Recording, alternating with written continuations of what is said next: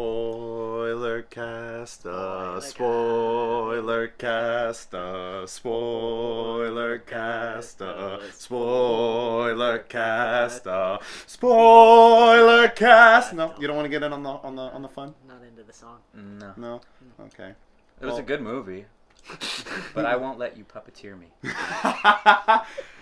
Hey, what's up, everyone? Welcome to another Spoilercast episode from Blackwolves Productions. I'm Jeremy Van Suarez. I'm Jacob Wade. I'm Logan Riley Bruner. And we saw The Batman. That's right. The Batman. Yep, not just any Batman movie. The Batman. Let's just dive into it. We're prolonging the inevitable. Yeah. Let's dive into it. It was great.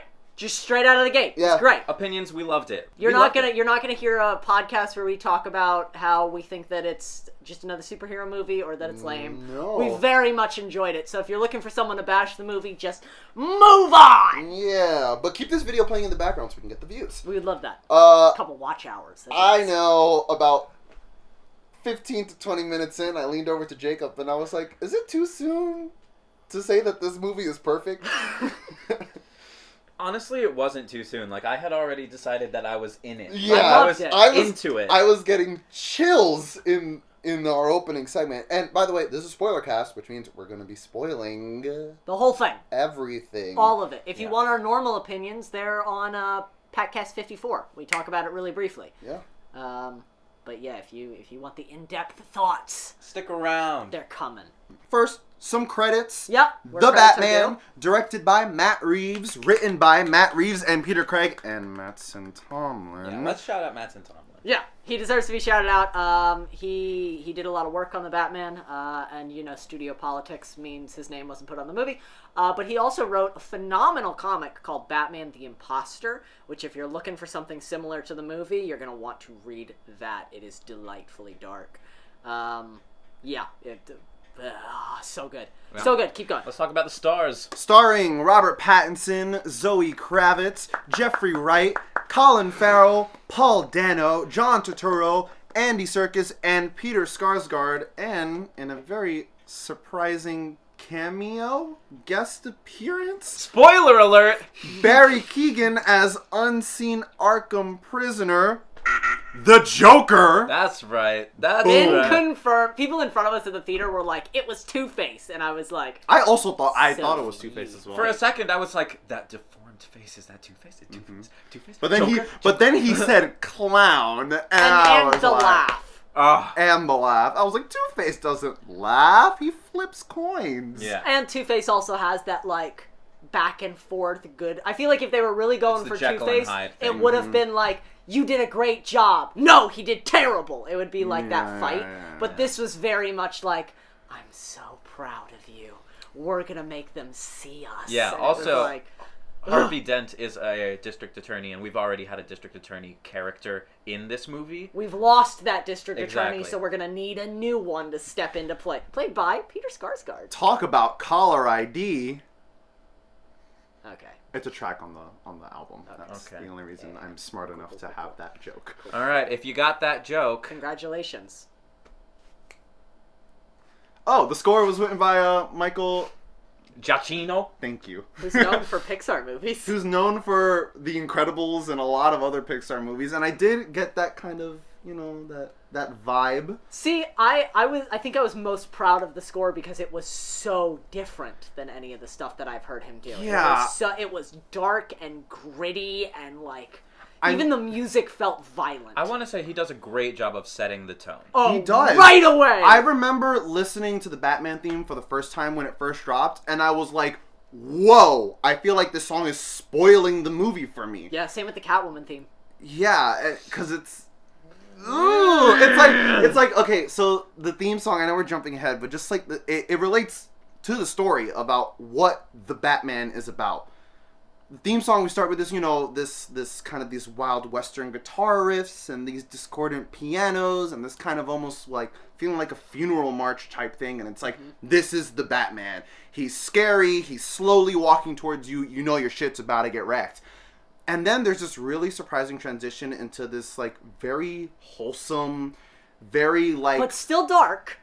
like dark, but it's not like completely dark. It's like darkness that comes to light. It feels like we're returning home. It feels like we're learning a valuable lesson. And I remember hearing it and being like, this is very unlike what I think of Batman. All right, let's just jump into it with the direction and the characters and all of that, because there's one more credit. Yeah. Cinematographer Greg Fraser, who did an absolutely brilliant job. We have to mention names. Yes, Greg Fraser also did Dune.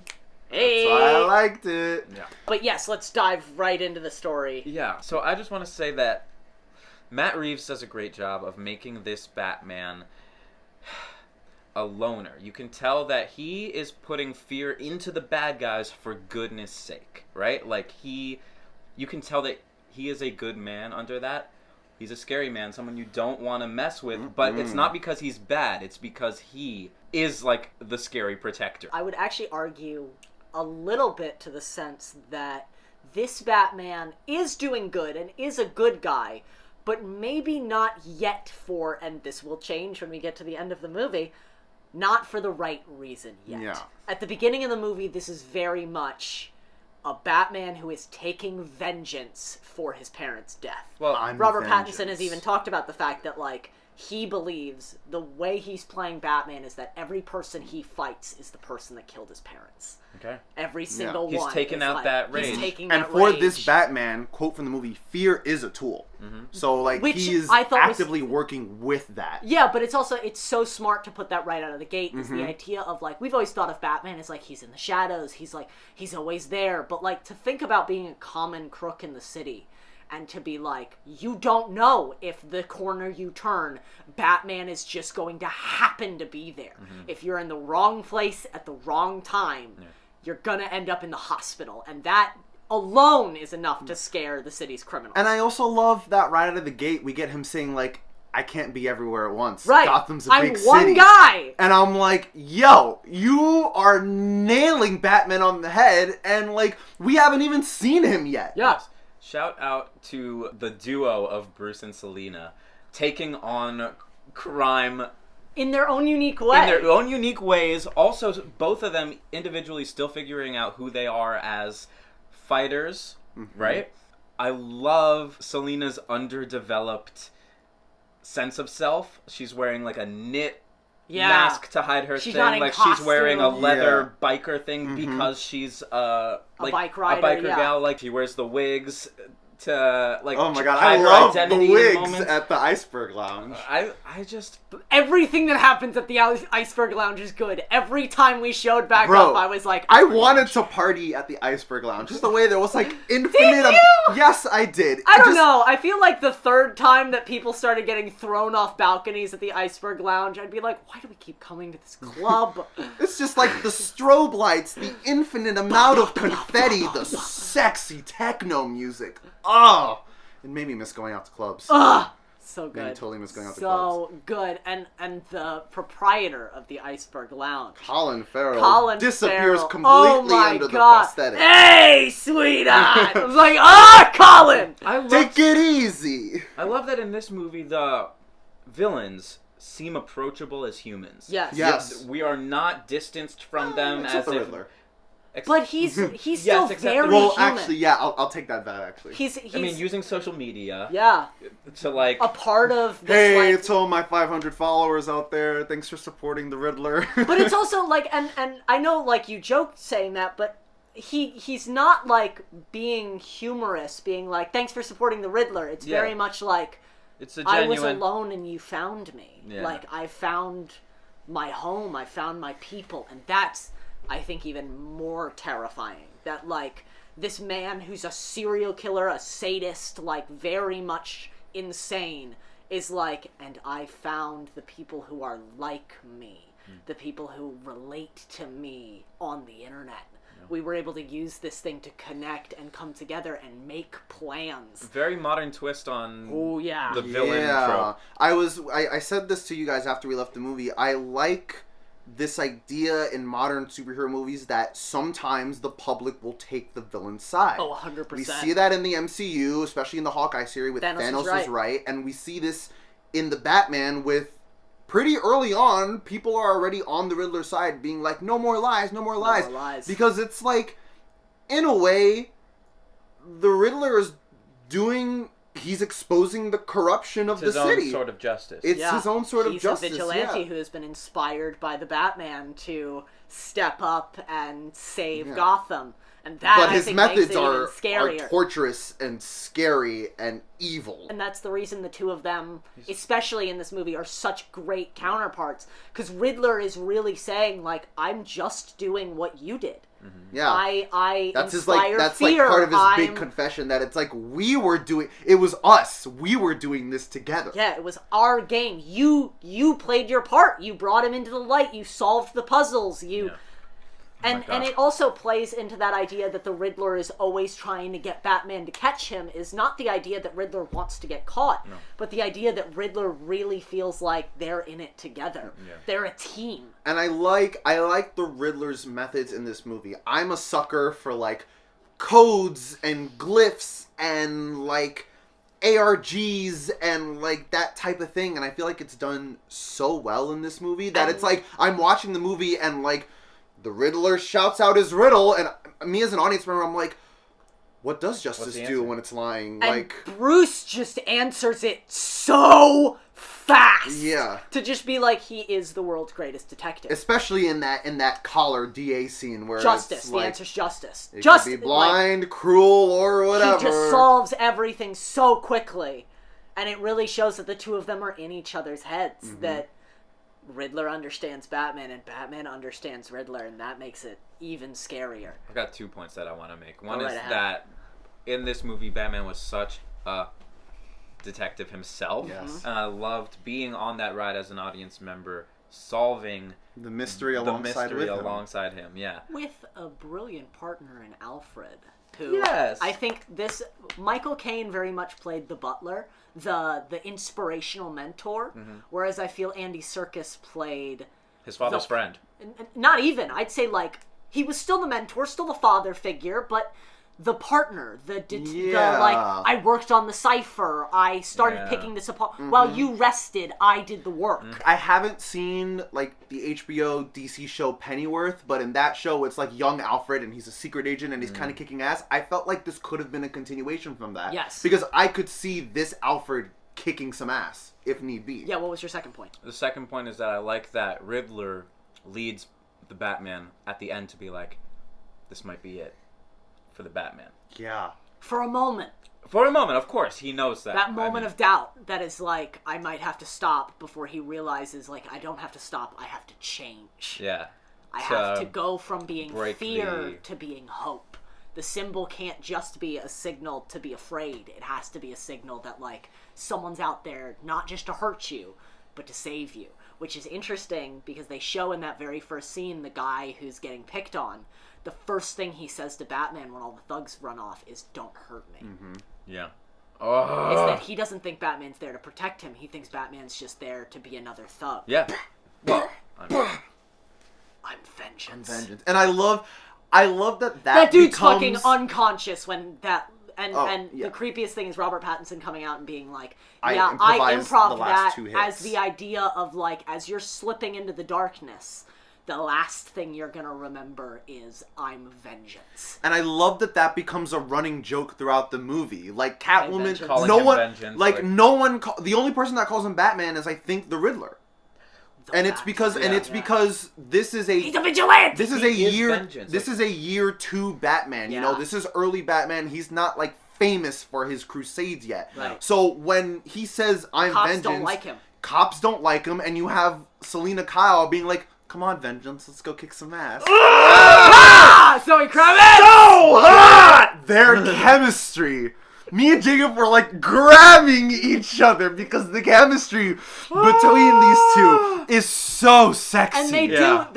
Talk about noir. Their first scene. I've got to give them credit for for establishing very quickly in a like not in a like Batman like puts her against the wall thing, but a like we both have to hide. We're caught in a very uncomfortable position.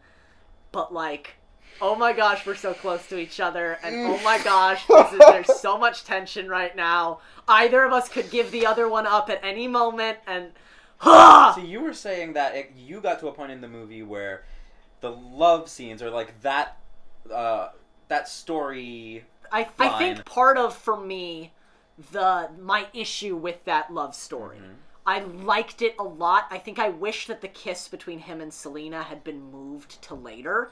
The first one. Yes. There should have only been one. Yes, there should have been one kiss. I can see that. Because I felt like that kiss was her... For me, falling for him too quickly. God! Oh, God! If I had been kissed like that... You would have gone after her and been like, which is what she wants. She wants him to help her. She wants him to be a part of the game. And so, yeah, a little more tension before the release, I would have loved it. But... You said something very interesting last night, which was my complaint about, like, these love scenes. They're in the middle. I want to just get back to the thriller is the point. Is that, like, we're supposed to be sitting there going, you don't have time! Yeah. Go! But feelings do that to you, especially when it's so strong and charged. Yeah, they're the perfect match. They really are. They have undeniable chemistry. He's creepy. Fucking watching her from, like, the Riddler through the goggles. Yeah, that was good juxtaposition. Really, it's the roommate really that he's watching her because she knows the roommate. And then when he discovers the roommate's there, he's like, interesting, but her. He's not going there to peep, though. Yeah. She's an interesting character that he wants to know more about, for sure. He's going there to keep an eye on her, not peep on her. He ends up peeping on her in a little bit of a, like, I can't look away. Yeah, because it's like, for a second, it's like, she's undressing, and then it's like, oh no, she's putting on a costume. Changing. This is deeper than I thought it was. Transformative. You know, so the tagline for this movie is Unmask the Truth, and I feel like I really like how in this movie, everyone has their secrets. Yes. Bruce has his secrets. Selena has her secrets. Alfred and the Waynes and the Arkhams. In a surprising change to the canon it's Thomas Wayne and Martha Arkham. When that was announced, I was like, oh, fuck. I just turned and was like... Yeah, the Penguin has his secrets. Falcone has his secrets. Even Gordon, like, using the Batman. Even Riddler. That, like, for as much as the Riddler is all about unmasking and truth, for the entire time we see him up until the vlog that he makes and the conversation he has with Batman where things go wrong, he is playing the Riddler. Yeah. He's playing his part as this sick game show host, the sadistic, Riddler. like, gonna make jokes and, ooh, you're so clever, Batman! Because that collar scene, like, I remember hearing that, like, Paul Dano really, that there was one scene that Paul Dano really wanted to get right because he was channeling, like, evil game show host. And in that collar scene with the DA, I was really feeling like, holy shit, like, this dude really believes in the fantasy. Yes. And I will say that in a person, especially having, like, watched Mindhunter and watched an entire show about, like, serial killers and the delight of the fantasy, is the idea of, like, when the fantasy breaks, how devastating it is. Because we have very much a, like, charmed, like, saying his lines, doing the script Riddler in the Batman him confrontation scene, where they're just talking and he's like, Bruce Wayne.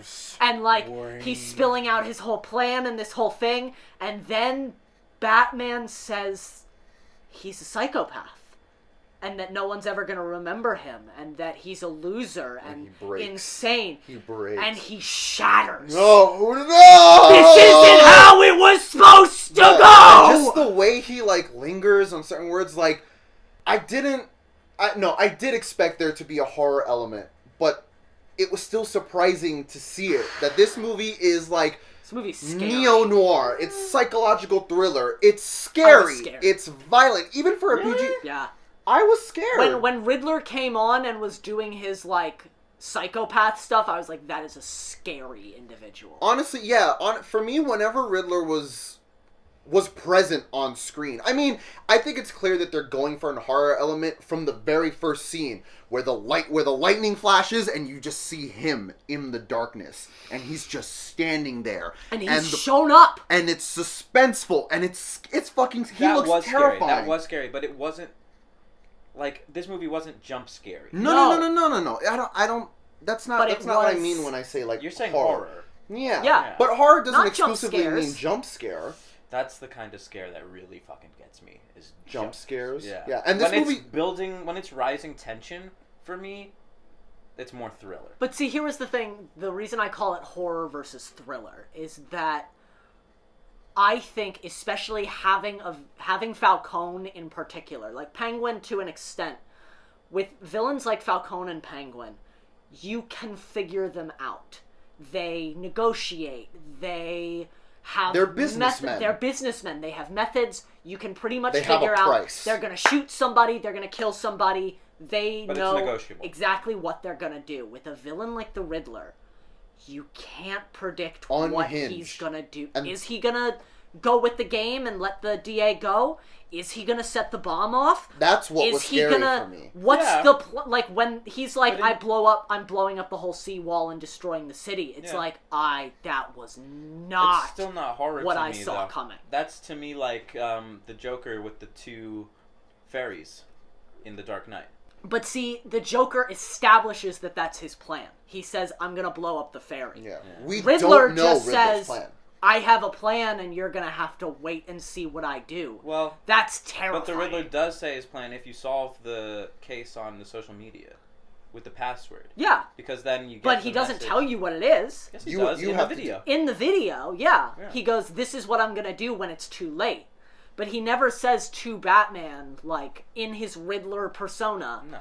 This is my plan, Batman. Right, no. Which I think makes it horror.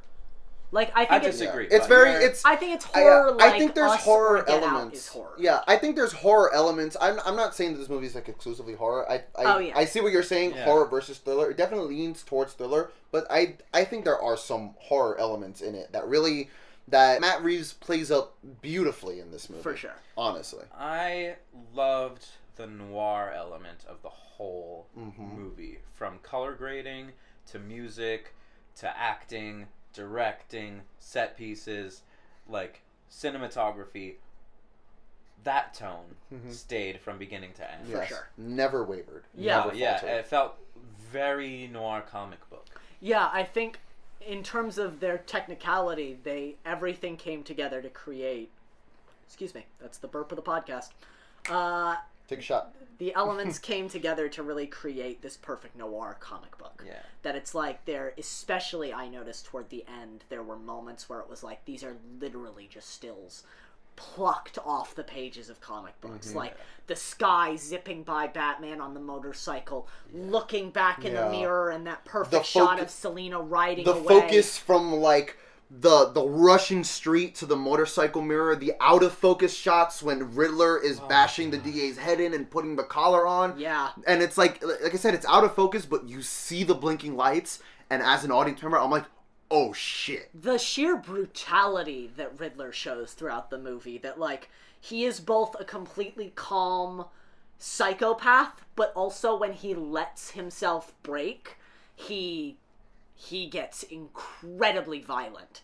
And I think, especially since Jim Carrey is really our only other version of Riddler that we've seen live action, to have the difference between kind of a fun, like, campy, he's gonna hit you with the cane, to like, if this guy hits you with the cane, he's not hitting you once.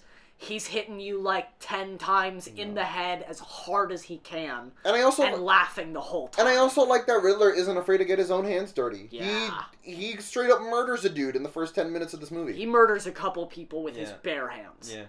Good shit. Yeah. Really good shit.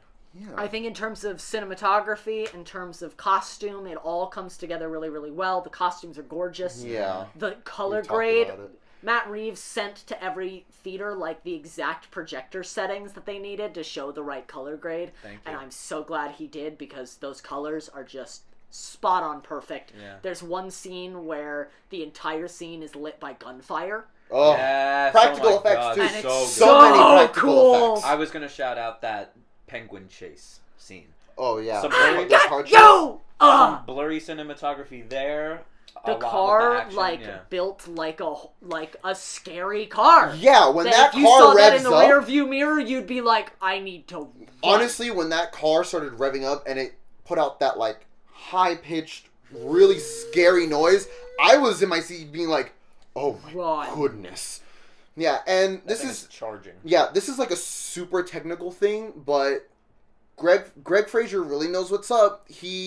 They shoot the film. He did the same thing with Dune. They shot the film digitally, printed it on film, scanned it, and then did the color grading. So you get this beautiful in between this clear, digital and film, cut, like super pristine digital quality, but then also like gritty, like the grain of it. You know, my like God. genius. Yeah. And it works so well in Dune, and it works so well in the Batman. and a beautiful way to really transform a city like Gotham that has typically been like just, oh, Gotham, it's New York, into kind of its own Or Chicago. unique Christopher thing. Nolan, it's very Chicago. Yeah. But this one is super New York. But I would also say it's just super its own place. Yeah, because they shot in the UK. Like Wayne Tower, just in the middle of the city, this like monolith, which has basically become a mausoleum. This like It kind of gave some Arkham vibes too. Yeah. Of like the video game city. Yeah. It was like. Yeah, I was getting heavy Arkham City vibes, especially toward the end. It was just excellent. I also want to shout out the choreography.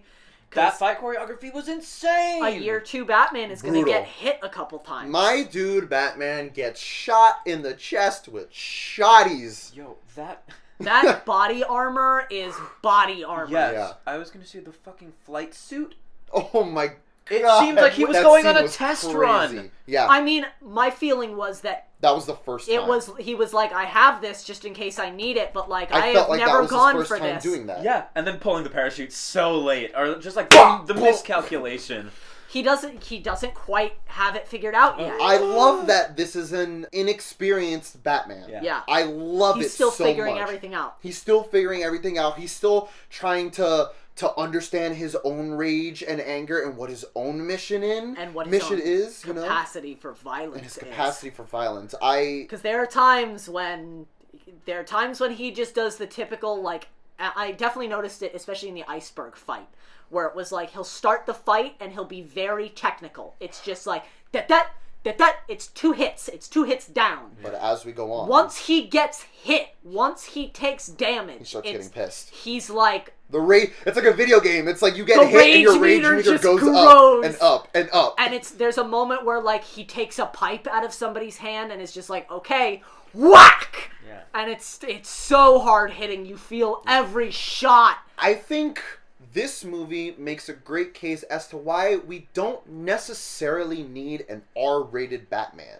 Because this movie feels very violent and very dark while maintaining the PG-13 status. I think the only thing I lose out on between a PG-13 and an R is the capacity, not the capacity, but the scope of the damage that is done.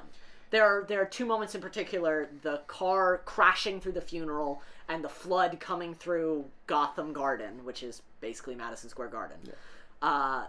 That I, in the moment, was like, oh, the car missed everybody. Or, oh, the water just, like, we swept a bunch of people away and I guess people are dead? But a bunch of people down there are still alive.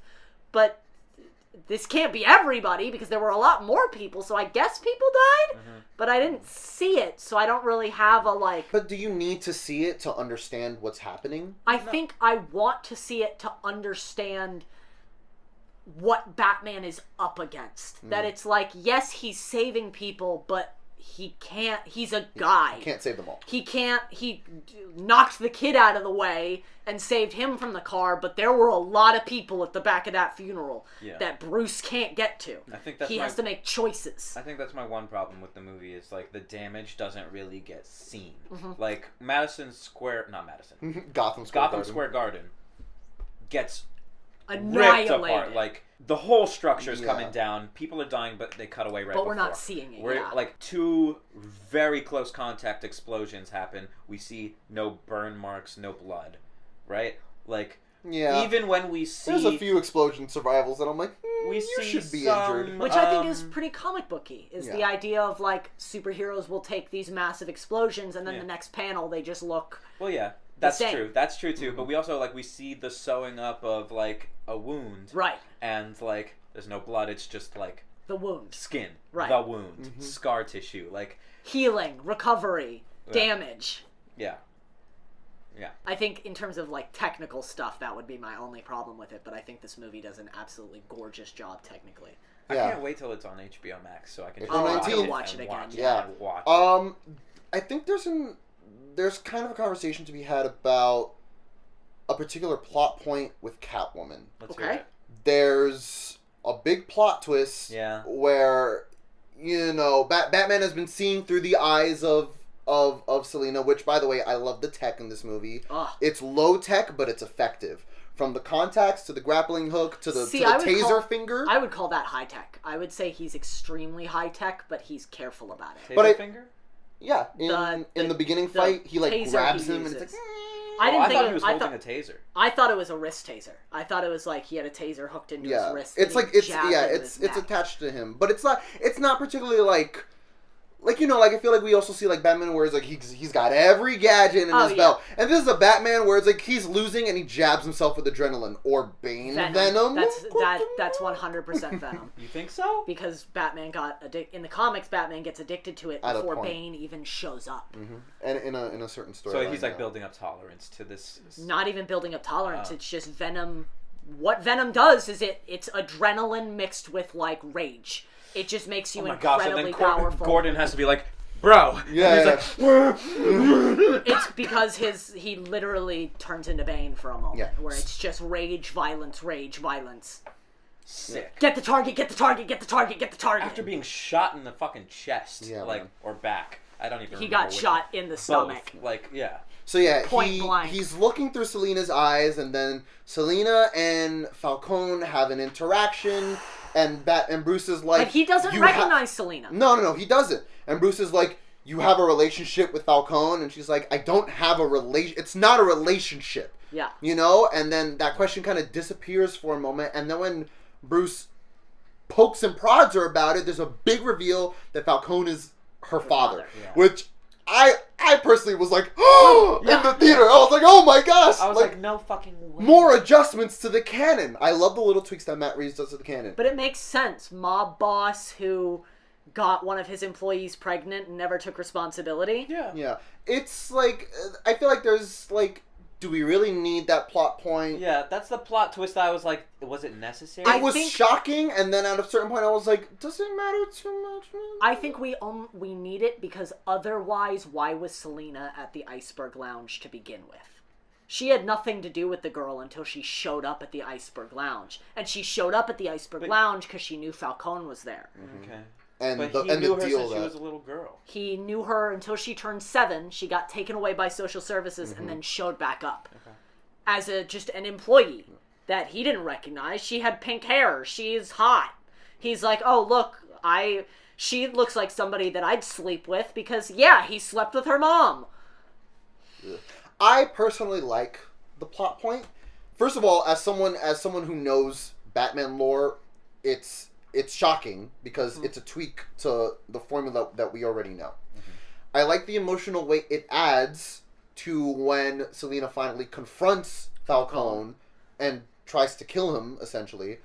And I like that it continues to play off the theme of sins of the father. Yep. It's a big theme that Riddler is using against Gotham and Bruce as a whole, but I like that it transfers over to Selina too, and it adds to that layer of like no one in this movie is who they seem. Right. I also like that we never officially get it as an answer, but the idea that the journalist who the Riddler has based all this on is the Riddler's father. That like they never tell Not us. confirmed, They but never not tell us confirmed. explicitly, but they Theory. very They much they share a visual similarity. Yeah, they share for a sure. visual similarity, and it's also like why hook into this particular case and say that the guy is an orphan and show him Yeah. in images with Thomas Wayne, like staring at Thomas Wayne.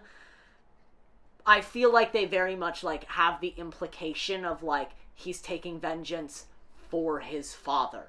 His father's mission has now become his. He's taken up his father's legacy. Both Bruce Tainted and legacy. Eddie are approaching their... Which I love that they named him Edward. I love Well, that... he had two different names. He had, like, Patrick and Eddie. But Patrick is an alias in the comic book, and Eddie Newton, I think the name is, in the Nashton. Nashton is Nigma's name before he changes it to Nigma. Yeah. Is that Nigma is his taken name, and Nashton is his name as an actual human. Birth name. Yeah. So, so good. I also like that, just back to character for a second, that we get an explanation for why Penguin looks the way he does, that he got into a massive car crash, and he hurt his back and his leg, and he now walks with a bit of a limp. It's really quick! I loved the imagery of him waddling with his legs Was his tied. legs tied? I was Hey! just literally... Hey! Yeah. And I like After that... he helps them. And we're getting... Yeah. Well, you must yeah. be the world's worst translator. Everyone knows that. I know the difference between L and La. And I was like... It was interesting because in that second, I, like... When he was saying La Rata Alada, for a second, I was like... Is Catwoman the rat? Because La is implied that it's like a feminine term, but it ends up being even deeper than that because it's URL, like a URL website, and just so clever. I'm a sucker for that type of thing. Like, you know, I've always been like from like J.J. Abrams' Cloverfield to like ARGs. The thumb drive. Oh, the thumb drive. Yeah. Another thing I really like about this movie, as dark as it is, it never takes itself too seriously. There are funny moments. Yes. Should I be laughing No. at a severed thumb attached to a flash drive? No. Oftentimes you're laughing uncomfortably. We're chuckling. We're chuckling because it's like, because and I think that's the great middle ground you find with Riddler. Because in a lot of ways, Riddler is camp. He's not played as camp in this movie, but he does have a sick sense of humor. Yeah, I think that's the thing that the movie does so well. In playing a character who finds himself funny in a very straightforward way, you realize how insane he is. Mm-hmm. Yeah. That it is all a joke. That it is all a sense of humor. That he is the perfect sidekick for the Joker. Yeah.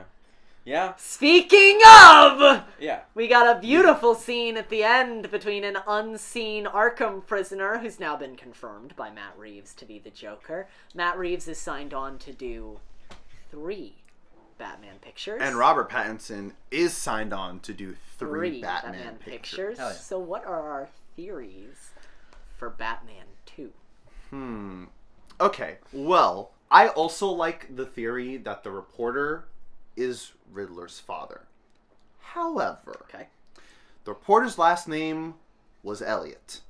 And in the comics, there is a villain known as Hush, whose last name is also Elliot, whose father was a reporter. Yeah. I don't know too much about Hush. I know a lot about Hush. Can you tell me a bit more about Hush as a villain? A lot of what I know about Hush comes from Arkham City and just having researched because of that. But Hush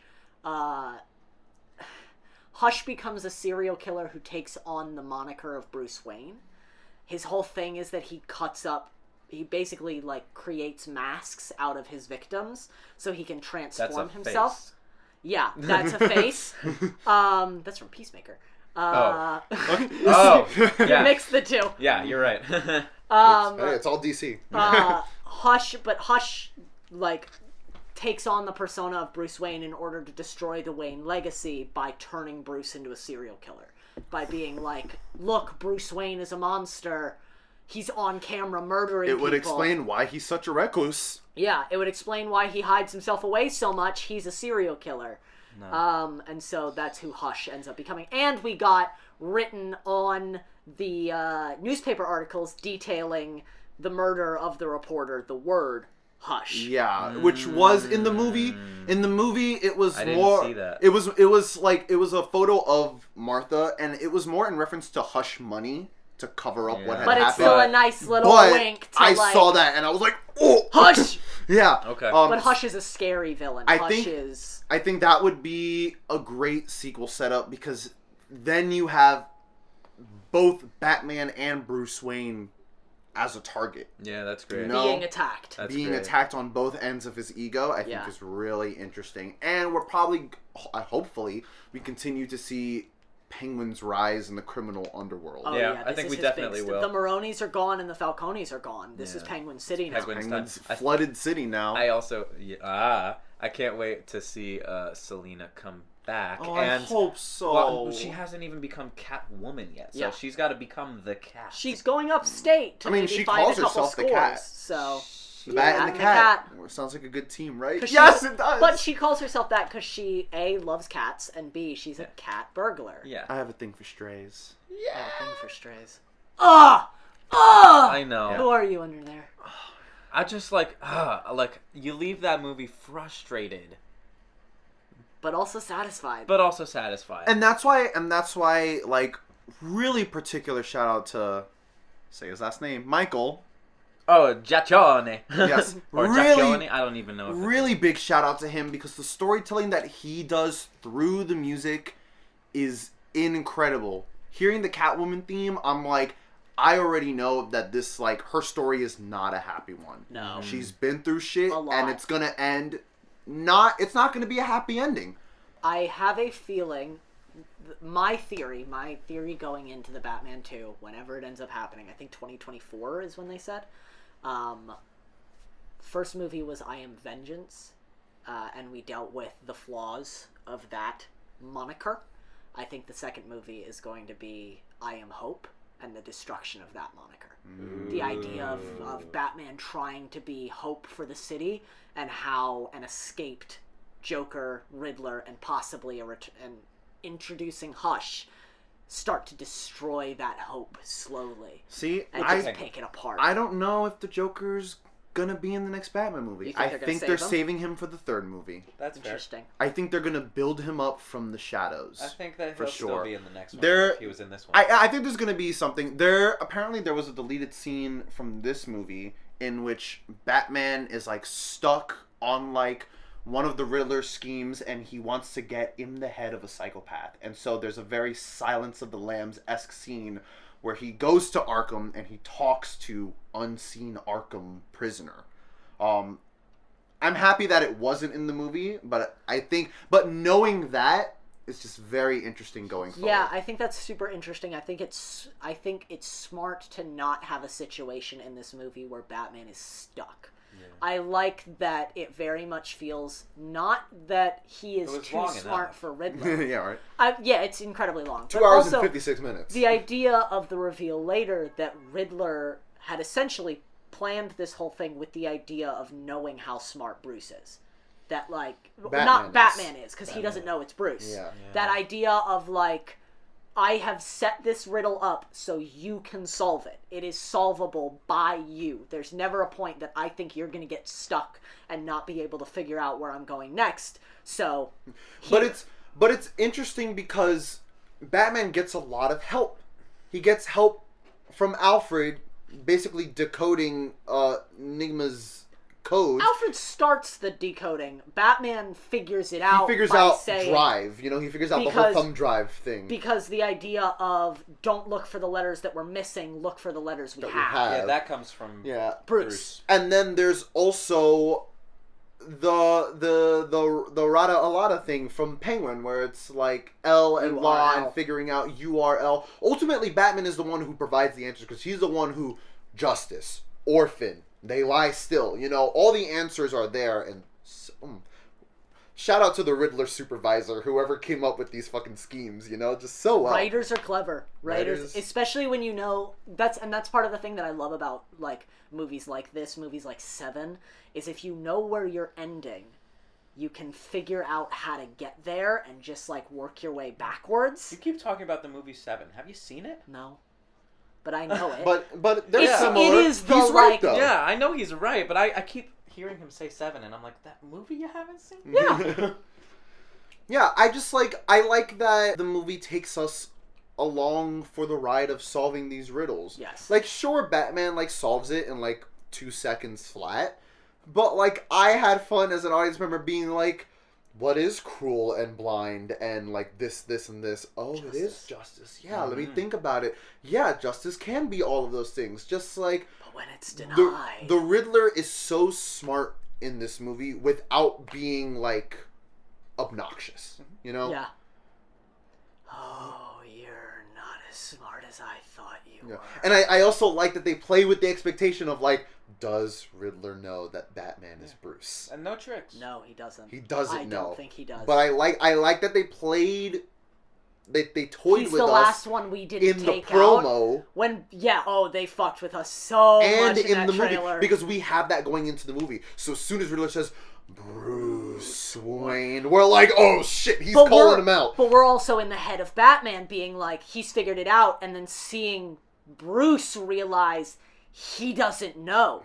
And being like, he thinks I'm someone else. Yeah, Bruce is like, let me bite my tongue. Let me not say anything. I'm just going to listen to him talk. I need to make sure that he knows what he's fucking talking about here. Right. And then I'm not like, you don't know anything about me. Yeah, right. Or like, how did you know? Yeah, he instead just waits for him to make the mistake and be like, he's the last one we didn't get to. It's like, you didn't know. You were going to try and kill Batman. Yeah. But it should have been, honestly, it should have been obvious from him sending a note to Batman, to Bruce, that was a bomb. That, like, he was trying to kill Bruce. But then he had it in a fireproof envelope to the Batman. So that Batman could get the clue. Not know, you know? He thought he was killing Bruce and that Batman was then going to help him get the last person. Yeah. But to then accidentally get Alfred and not realize that, and to, like, think he's missed Bruce is so delightful. Yeah, I will say this is a long movie. Yes. It is for sure a long movie. But I never found myself being like, okay, guys. I was not like this. Let's wrap it up. There was like one point where like we were getting into like the details of like what happened with like the Maronis and the Falcones and the Waynes, and I was just like, I'm just hearing a lot of names, and this person did this to someone else, and then this person... No, well, actually, Alfred says this person actually did this, and it wasn't... And so there was a point where I was just like, okay, I get it. Can we get back to the rest of the story? Now that we're over this point of, like, Bruce at his lowest, like, can we get the build up now? See, I think it's interesting that you say that, because I think that's a lot of the heart of the movie, is that, like, no one is pure. Everyone is corrupt. Everyone's connected. That, like, the Maronis were the crime family and they got betrayed by the Falcones. No, yeah. The Falcones then worked with the Waynes and the Arkhams, and everybody is a part of this nightmare, and everyone is a part of this awfulness, and Thomas Wayne is not a pure I liked angel. the aspect of it. The execution of it just wavered a little bit for me. Fair. I do think that this plays into the same world that Todd Phillips built in the Joker. The idea that Thomas Wayne is not a saint. He's not a saint. No, and I like that. Thomas Wayne made a lot of mistakes that he was able to cover up by the fact that he had time. And when his time was cut short, he wasn't able to fix his mistakes. Mm-hmm. So I thought that was really good. Very interesting. Yeah. Overall scores? Yeah. Do we have any last shout outs before overall I think scores? we talked about Anything every particular? moment shout that out I Zoe loved. Kravitz and shout out everyone else. It was incredible. I can't wait to see. Wow. I can't wait to see who plays Jeffrey Wright's daughter in. Oh! Jeffrey Wright does an incredible job as Commissioner Gordon. Oh yeah, the one scene that we haven't my talked about yet that we want to talk about because we talked about it last night is when Gordon finally betrays the cops. And is helping Batman. What are you doing? You need to get out of here. Yeah. You need to get out of here. Yeah, I love that scene. I I'm also gonna... love that Gordon is the only one that makes Bruce smile in this movie. Like, yeah. Like, he's wearing the cowl, but you see him go like... Yeah. He's like, you're a good cop. Yeah. You're one of the only good ones. Mm-hmm. The only one that believes in this city. In the same thing that I kind of believe in, you know? Yeah. Right. And him becoming Commissioner Gordon, he's not Commissioner Gordon the whole movie. Mm-hmm. He gets promoted. Everyone is in their infancy, and it doesn't baby us about the story. There's no need for the pearls. There's no need for the opera. There's no need to see them get killed. And that's another trend that I like nowadays with heroes that we know, like Tom Holland's Spider-Man or like this Batman. We know the story of how they become it. We've seen it over and over again. So let's just jump right into it and let's assume that our audience, you know, that they know the story. And even in movies, I'll shout out Shang-Chi, where like Shang-Chi, where we don't necessarily know the character. We don't get a straightforward like when he was a boy, he was trained by so-and-so. I was saying this, yeah. It's like we get like movie starts, we're into the action, go, go, go, go, go. Okay, yes. I've got to explain a couple things. Yes. Go. Thank you for not doing the exposition thing where you give us the exposition in an exposition way. Yeah. In an exposition scene that's clearly like, okay, we're getting all the info. Even the exposition-y information, which I think is like all the whole like Maroni, Falcone thing, it's still new information, not just to us, but to Bruce as well. Yeah. And also I think that's to a really the people of the interesting city, vibe. because a lot of it's given to us as Riddler, just like telling the people of the city why the city's corrupt. Yeah. Unmasking the city. All right. Overall grades? 10 out of 10. 10 out of 10. Am I going to be the one that gives it a 9.5? Go ahead. Go ahead. I mean, yeah.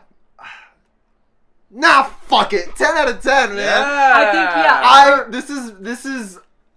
Press it, please. Yes, I... Personally, for me, this is my favorite Batman movie. It's a masterpiece. Yeah. Technically, and from a storytelling perspective, it's...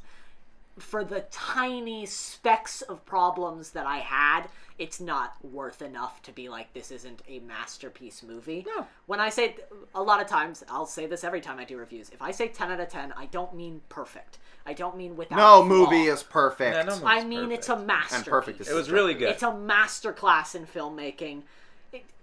It's not a superhero movie. It's to look at it and be like, oh, yet another superhero movie. It's not a superhero movie. It's a crime. It is drama a crime. There is with nothing a superhero. supernatural about it. Yeah, it's like it's grounded. It is a drama with a superhero. Well, he's not even super. He's a vigilante. Yeah, with it's a vigilante movie. Yeah. Oh, and that's how Batman. That's what Batman is. He's just a rich guy in a suit. He's a guy, and that's how he should be treated. Yeah. You know. I saw someone say, why do people even live in Gotham in the DCEU? Right. Sounds like a terrible place to live. It's the idea of like, well, if you live in Gotham and you carry a gun, you should be okay. Like, you might run into Joker or, at worst, Bane. Like, okay, yeah, that'd be kind of a nightmare. Like that Bane is above Joker in this Well, situation. I mean, Joker's crazy, but you can shoot him. Like, Bane would be trouble. Yeah. You move to Metropolis, like, Zod might drop a building on you. Yeah, like, Doomsday might come out Wonder and, Woman's like... fighting gods. Aquaman's fighting gods. Like, at least in Gotham, you know you're going to be dealing with, like, crazy dudes. There's a guy in a suit running around. It's not like, oh yeah, we go over here and Green Lantern's throwing tanks. Yeah. I mean, listen, hey, in Gotham, there's chicks who control plants. There's a dude who wants to freeze the entire city. We'll see about that. We'll see about that. I hope they show those guys. Woo!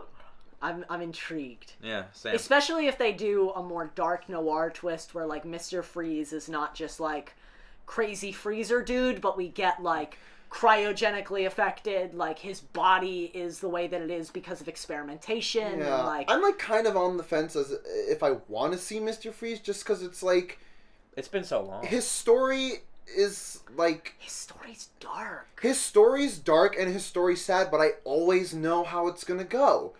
Mr. Freeze is the bad guy. He wants to freeze the city. No, wait, he's just doing it for his wife. It's like I know how it's gonna go, so I don't know how much you can reinvent that story. You could say the same thing about Riddler. Yeah. He's gonna ask some questions, and Batman's gonna solve the riddle. Yeah. And eventually, he's gonna get grabbed. I think I trust Matt Reeves enough to make Mr. Freeze interesting, because I think he could go the route of Mr. Freeze being a hero until he decides that it's time to turn. That Mr. Freeze starts out working with Batman and being this scientist who's helping him. I like what... And then when Bruce and Wayne Enterprises are not able to help him save his wife, that's Penguin is, and like, I would assume Penguin would have something to do with, like, have your wife do this shit for me. Yeah, cool. I'm sorry, Bruce, I have to do this. So good. So good. Go see The Batman. Yeah. In theaters now, on HBO Max, on March 18th. April 19th. April 19th? April 19th. Oh, man. I thought it was way sooner. We have some time. Yeah. Nope. Fuck. Go see it On in theaters if you HBO can. Max, April 19th. Go see it in theaters. It's worth seeing in theaters. It's Hell yeah. absolutely gorgeous. Try to see it in Dolby. We've like we did. got 3 more DC movies coming out this year. We've got Black Adam, Aquaman 2, The Flash. and And The The Flash. Yep. We will see if they live up to these same expectations. But until then, I'm Logan Riley Bruner, I'm Jeremy Van Suarez. And I'm Jacob Wade. and thank you for watching the Spoilercast. Bum, Bum, bum, bum, bum, bum, bum, bum, bum, bum, bum, bum, bum, bum.